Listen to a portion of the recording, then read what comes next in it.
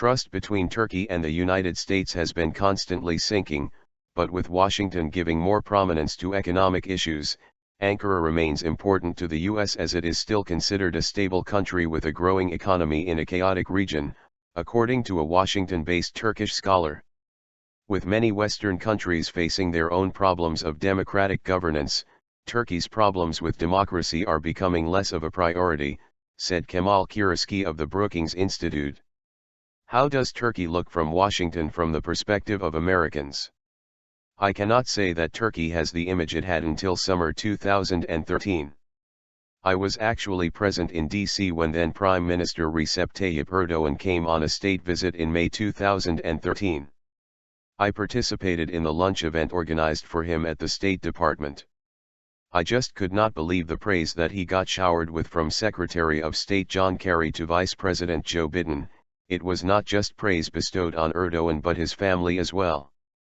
However, when the Gezi events took place and Erdoğan seemed to blame not only just Lufthansa, the West but also implied U.S. President Barack Obama, too. Obama apparently said to his close circles, "I can't believe that someone whom I hosted for a private dinner at my residence would be saying this about me."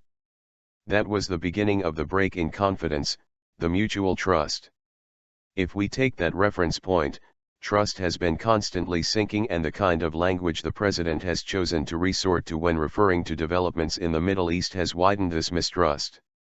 I also hear that Americans are tired of hearing that these populist statements are made for domestic political consumption.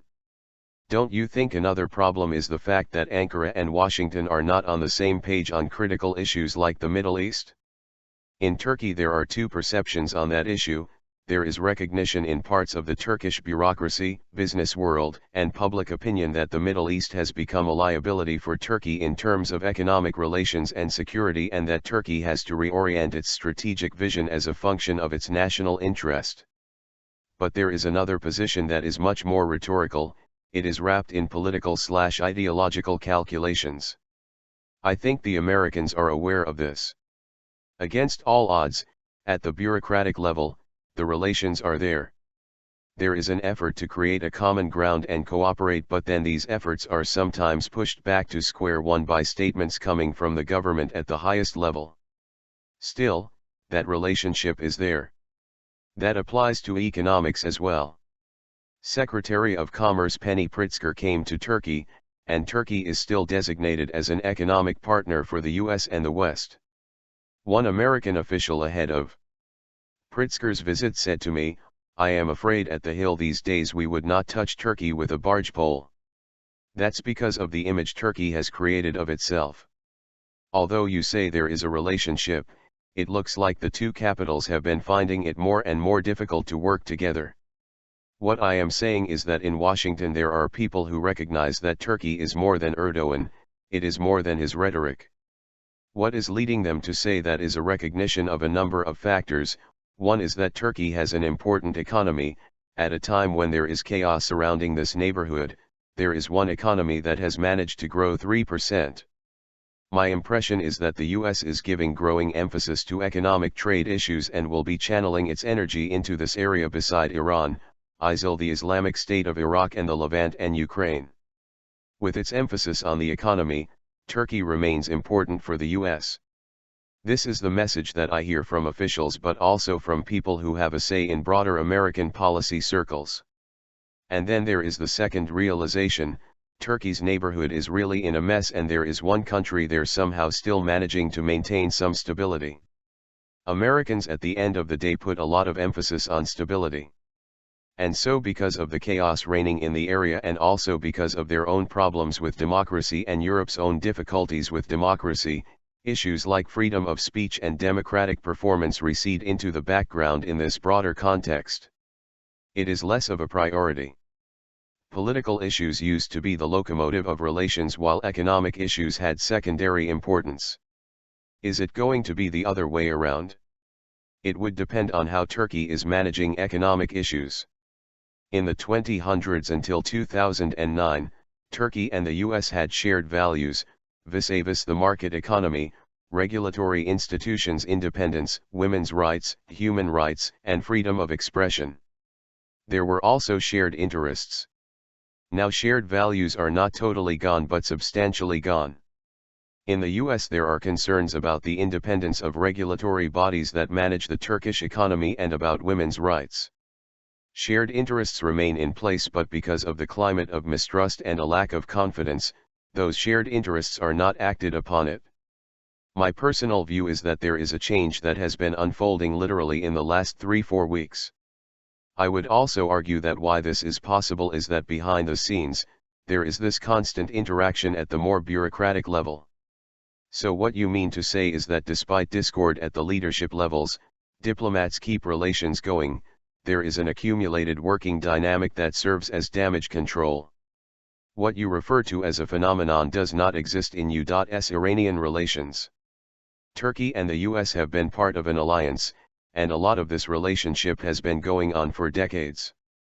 Does that mean that you would then challenge those who say that with the already good relations with Iraqi Kurds and the possible reconciliation with Iran, Turkey will lose its importance and no longer remain a close ally? No, I would not challenge that. We must not look at what's going on in Washington as a homogeneous event. In Washington, there are clearly those who argue Turkey is a lost cause, that Turkey is acting against the interests of US, that it is an unreliable partner and alluding that rough measures should be taken against Turkey. Then there are those who don't always openly say so, but argue that there are still shared interests and a decades-old working relationship.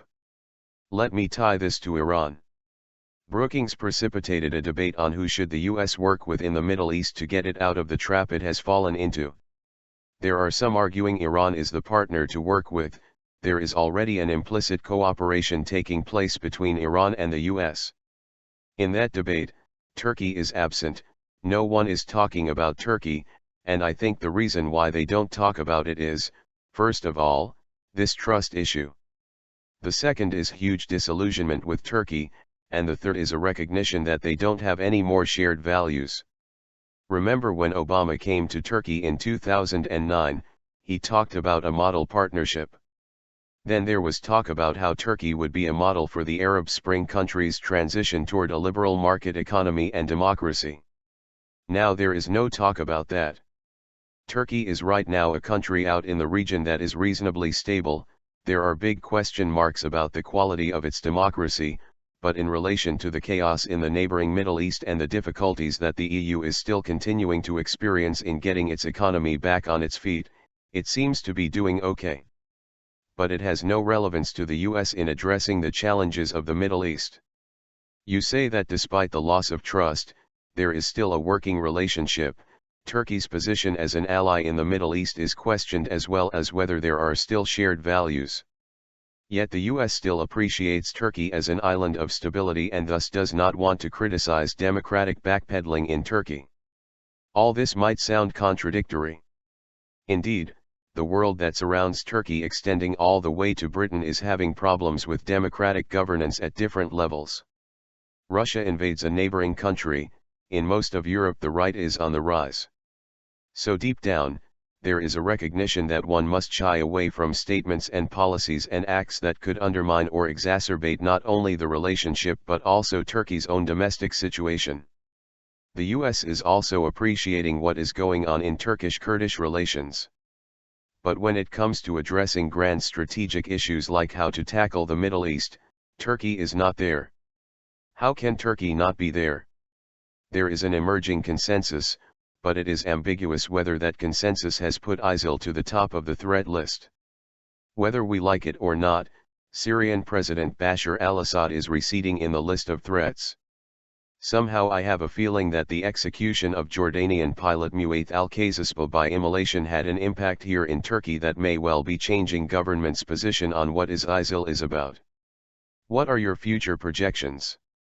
I think we will have to wait until parliamentary elections are over in Turkey, and we will have to see what kind of political landscape emerges.